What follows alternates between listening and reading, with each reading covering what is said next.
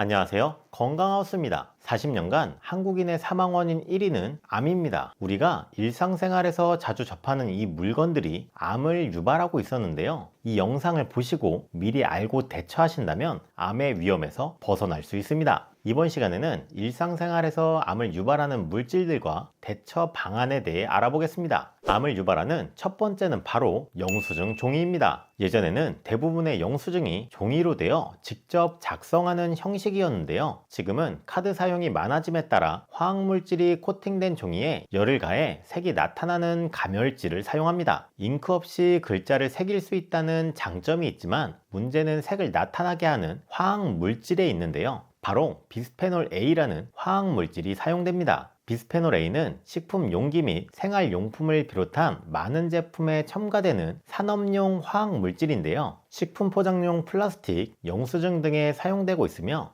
음료 및 통조림 캔 내부 코팅에 쓰이는 에폭시 수지를 만드는 데에도 사용됩니다. 이 비스페놀 A가 위험한 이유는 우리 몸으로 침투되어 내분비계 교란 물질로 작용되기 때문인데요. 피부로도 침투가 가능하며 성인 남성의 경우 발기부전, 정자수 감소, 전립선암을 유발합니다. 여성의 경우에는 골다공증, 조산, 성조숙증, 여성 호르몬 증가와 감소에 관여해 유방암 등 호르몬 관련 암을 유발하는데요. 또한 신진대사 기능을 혼란시켜 당뇨병, 고혈압, 비만 등에도 밀접한 관련이 있습니다. 비스페놀 A는 물에 거의 녹지 않는 성질을 가지고 있는데요. 핸드크림이나 스킨, 로션, 립밤 등 화장품을 바른 손이나 입으로 비스페놀 A가 도포된 가멸질을 접촉하면 피부에 흡수됩니다. 한 실험 결과 핸드크림을 바른 채 가멸질을 만지면 2초 만에 235 마이크로그램의 비스페놀 A가 피부에서 묻어나고 45초 만에 581 마이크로그램이 묻어나며 그 이후에도 피부에 흡수되는 양은 계속 증가되는 것으로 나타났는데요.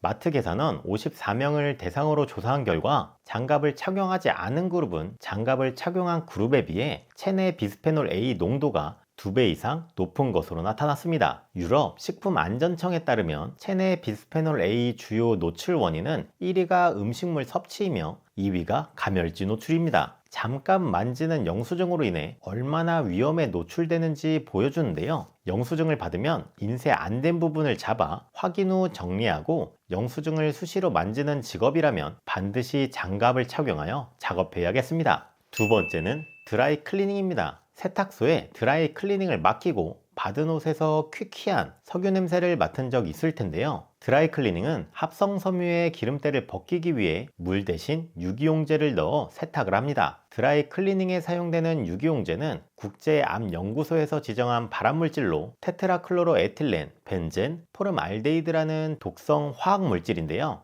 테트라클로로에틸렌은 석유 추출물질로 피부나 기관지를 통해 쉽게 인체에 들어올 수 있습니다. 현기증, 두통과 같은 신경학적 영향과 신장, 간, 면역체계, 생식 능력에 문제를 줄 수 있는데요. 장기적으로 노출될 경우 식도암, 자궁암, 방광암, 정자구조 변형 등의 증세가 나타났다는 연구 결과도 있습니다. 드라이 클리닝 건조 과정에서 유기용제가 뜨거운 바람을 받으면 휘발성 물질들이 생성되고 공기 중에 떠다니거나 옷에 묻게 되는데요. 이 상태로 비닐 포장되어 유해물질이 붙어있는 채로 집으로 가져오게 됩니다. 이런 드라이 클리닝으로 인한 유해물질 노출을 최소화하기 위해선 드라이 클리닝 전용 합성 소재의 옷을 사지 않거나 가능할 경우 물 세탁을 하는 방법, 드라이 클리닝 된 옷에 비닐 커버를 벗겨 통풍시키기, 유기용제 회수 건조기를 사용하는 세탁소를 이용하는 방법이 있습니다. 서울시 보건 환경연구원 실험 결과에 따르면 드라이 클리닝 직후 비닐 커버를 제거해 3일 이상 자연 환기할 경우 유해물질 농도를 줄이는데 가장 효과적인 것으로 나타났다고 하니 세탁소 이용 시에 참고하시면 됩니다.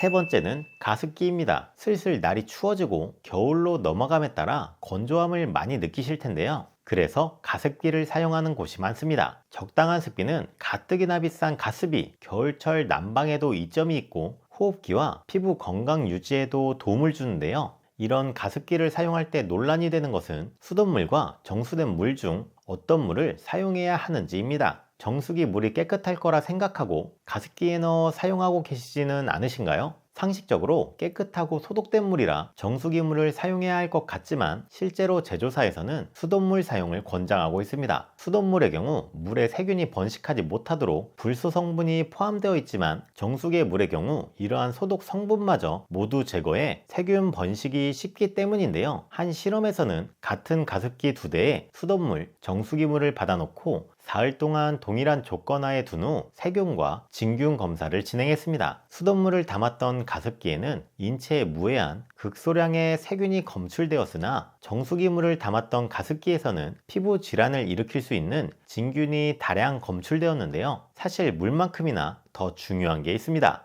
바로 가습기 관리인데요. 제조사에서 수돗물을 권장하는 이유는 앞서 말씀드린 세균 번식과 위생 관리 때문입니다. 평소 가습기마다 청소 방법, 주기 참고하셔서 잘 관리한다면 굳이 수돗물을 써야 할 필요는 없는데요. 오랫동안 물이 담겨 있으면 수돗물이든 정수된 물이든 폐렴구균, 폐렴감균, 녹농균 등 세균이 생길 수밖에 없기 때문에 최소 이틀에 한 번은 물을 갈고 세척해 주셔야 합니다. 네 번째는 머리빗입니다. 머리는 매일 감아도 빗을 자주 세척하는 분들은 거의 없을 텐데요. 하지만 세척하지 않은 더러운 빗을 사용하면 두피 염증이 생겨 탈모까지 유발할 수 있다는 사실 알고 계셨나요? 한국보건사회연구원 조사에 따르면 공용으로 사용하는 머리빗에서 화장실 손잡이보다 300배 많은 세균이 검출되고 신발장보다 20배 더럽다는 연구 결과가 나왔습니다. 자주 세척하지 않는 빗에는 각질, 피지가 잔뜩 묻어 있는데요. 쓰다 보면 두피와 모발에 이물질이 쌓여 염증을 일으키고 탈모까지 유발합니다. 이렇게 세균이 번식하는 것을 막으려면 주 1회 정도 세척해야 하는데요.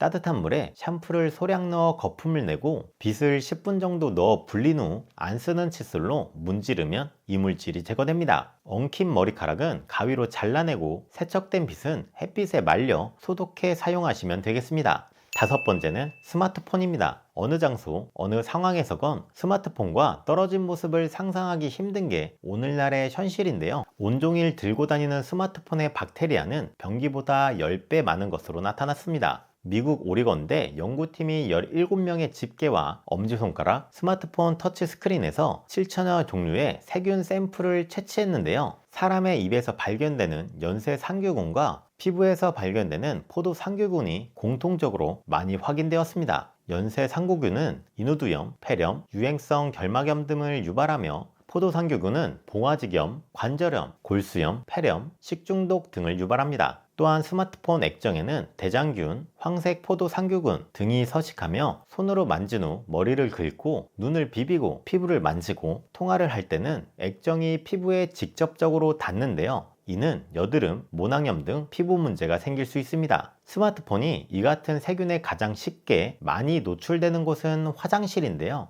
용변 중에 스마트폰을 사용하거나 화장지 홀더 위에 휴대전화를 올려놓으면 세균은 자연스럽게 옮겨집니다. 여기에 손을 잘 씻지 않는 경우와 식사 중에 식탁 위에 스마트폰을 올려놓는 상황 등을 가정하면 오염의 경로는 쉽게 이해되는데요. 이러한 세균의 이동을 막으려면 개인의 관심과 관리가 필요합니다. 일단 손을 청결하게 하는 것을 생활화하고 휴대전화는 정기적으로 알코올로 닦아주는 습관이 필요한데요. 이어폰, 스피커 부분 등 닦기 어려운 부분은 면봉 등을 사용해 청소해 주는 것이 중요하며 화장실에서의 스마트폰 사용은 자제하는 것이 좋겠습니다. 이번 시간에는 일상생활에서 암을 유발하는 물질들과 대처 방안에 대해 알아보았는데요. 오늘 영상이 도움이 되셨다면 구독과 알림 설정 부탁드리며 정보가 필요한 여러분들에게 공유해 주시면 감사하겠습니다. 다음엔 더 필요한 내용으로 다시 찾아뵙겠습니다. 끝까지 시청해 주셔서 감사합니다.